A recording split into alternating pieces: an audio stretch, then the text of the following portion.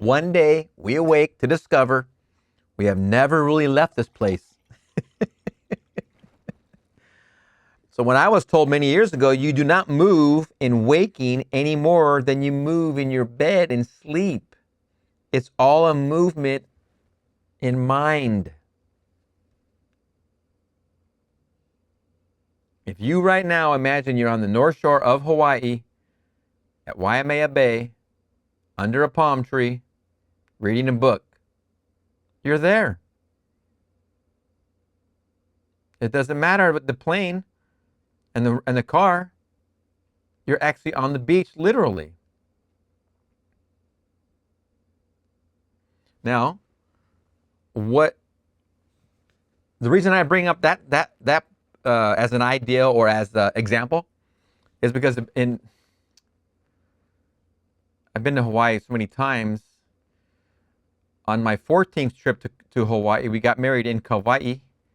We went to Oahu, stayed with a friend who's also named Gilbert.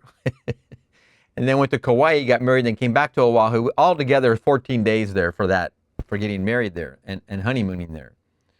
But that was 1999. Going back, my first time to Hawaii, I'll just go take a tangent. My first time to Hawaii was in the Navy, February 3rd and 4th of 1986.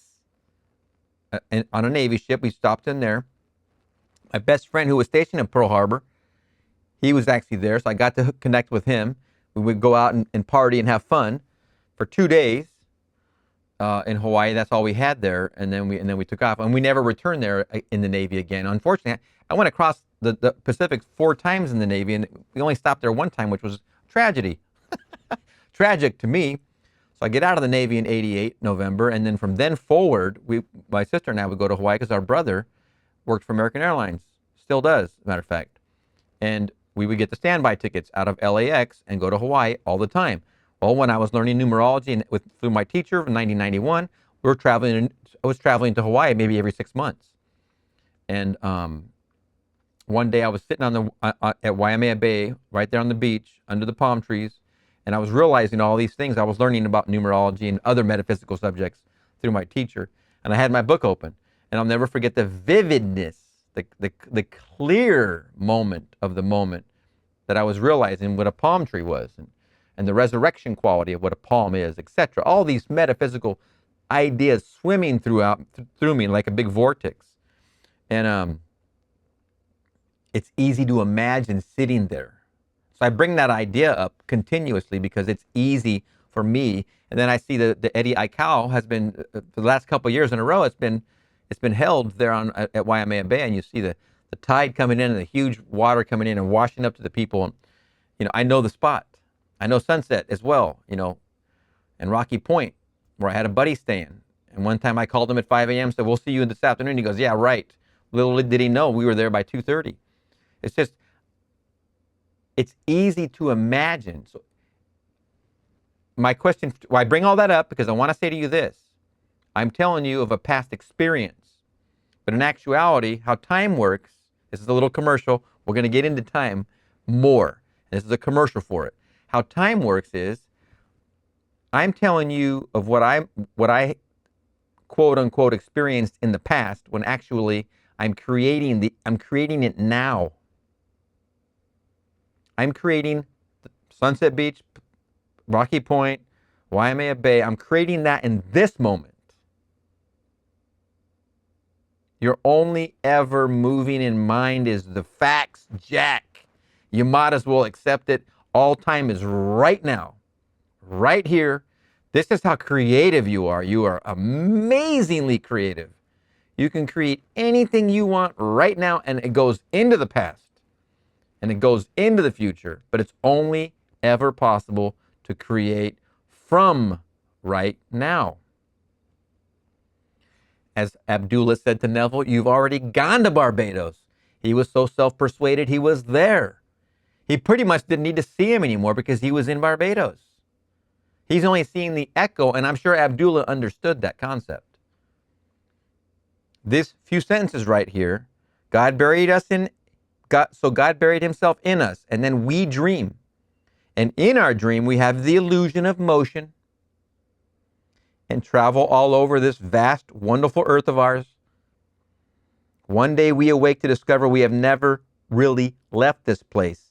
So when I was told many years ago, and you do not move in waking any more than you move in your bed and sleep. It's all a movement in mind. Now, I haven't moved forward in the paragraph yet, but it is all a movement only in here, which is also encompasses time. I want to build something to show an idea of time, and it's been bugging me for weeks already, and I'm going to find something to show this. But if you can imagine, of course you can. I have a tube, and let's say that tube has, it's black. It's just a tube, okay, like a paper towel tube, but let's say it's 3 feet long, and it's glass. Let's say it's glass. It's like the size of a paper towel tube. It's glass, 3 foot long. Now, I'm going to drag from this end. I'm going to drag through this. I'm going to drag a light through there. It's just going to be a tiny little LED light that can only light where it is in that tube. It doesn't light the whole tube. It lights the bit where it is. And let's say that this end of the tube and this end of the tube are considered time, meaning this is the beginning of your life and this is the end of your life. For fun, I know it's all now, and that's what I'm trying to show you, how it's all now. But for the fun of an idea, this is the end, this is the beginning. It doesn't make a difference. This thing goes by in the blink of an eye. So we shouldn't be concerned about beginnings and endings. This is a blink of an eye. But imagine in your 90 years of your life, or 95 or 110, whatever you want to live. This is the beginning, this is the end of that life, your life, 95, 105, whatever. Let's imagine that light's traveling through here. Now, this is the funny part, and hopefully I'm coming across clearly. Let's say this is the beginning and this is the end and you're here. As this light's traveling through here, everything is you pushed out, and you're light. So you emanate from you, everything is you pushed out, means everyone is you pushed out. So here at the beginning, let's say you grew up in this neighborhood over here, in a place, in a town, in wherever. Everything's you pushed out, so all your experiences is a pulse from you. Now you get over here in life, you're at a different age, and you go visit the neighborhood where you were, where you grew up. You were there at one time. But since your light doesn't dwell there, it's not there now. You visit the place, but it doesn't look the same. In fact, it looks much smaller. But there's nobody that lives there either. Some people might still live there, but for the most part, everything you pushed out is not there anymore. Everything you pushed out is here now, focused here now. So if you dare to pay a visit to the previous dwelling place, it's not the same place because you're not the same. And you're not in the same place you are in this tube, in this light example, which is the flash of a blink of an eye. This goes by faster than you can even imagine. You think you're in time. Nope.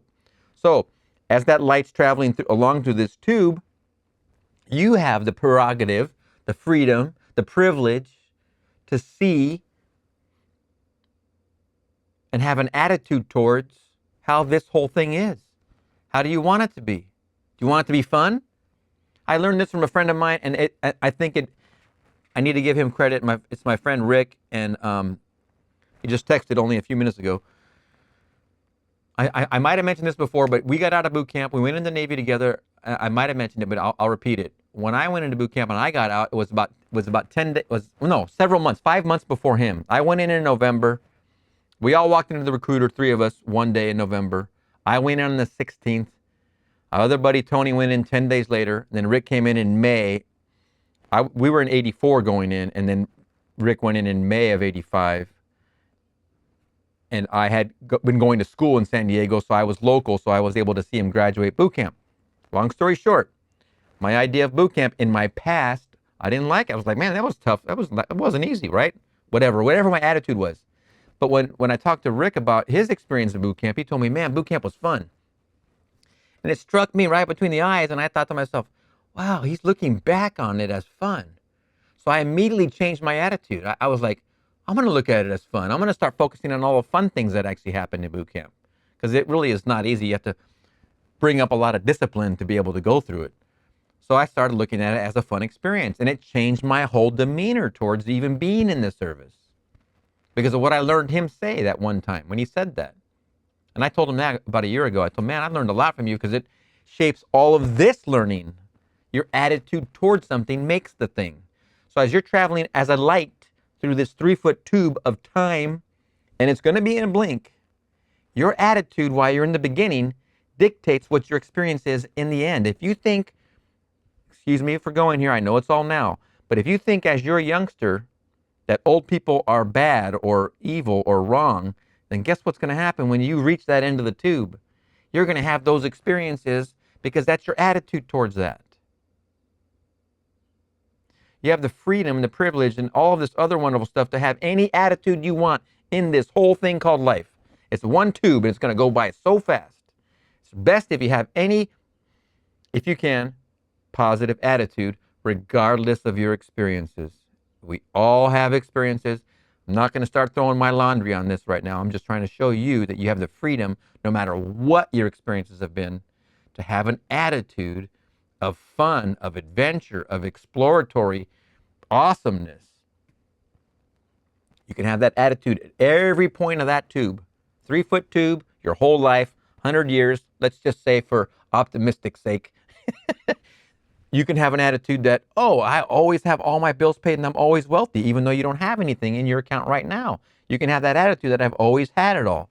So your attitude in every department, I've always been happily in love my whole life. Boom, covers the whole tube. I'm always healthy. I've always been healthy. I'm supposing in the past now. I've always been. I always will be. I am healthy. Covers the whole tube. It's an attitude thing. Your attitude, should you be lucky to make it to the 80, 90, 100-year-old, your attitude now is going to dictate that and what kind of person you will be, because you're going to get your turn. You're going to get your stab at it. You might as well make it a fun one.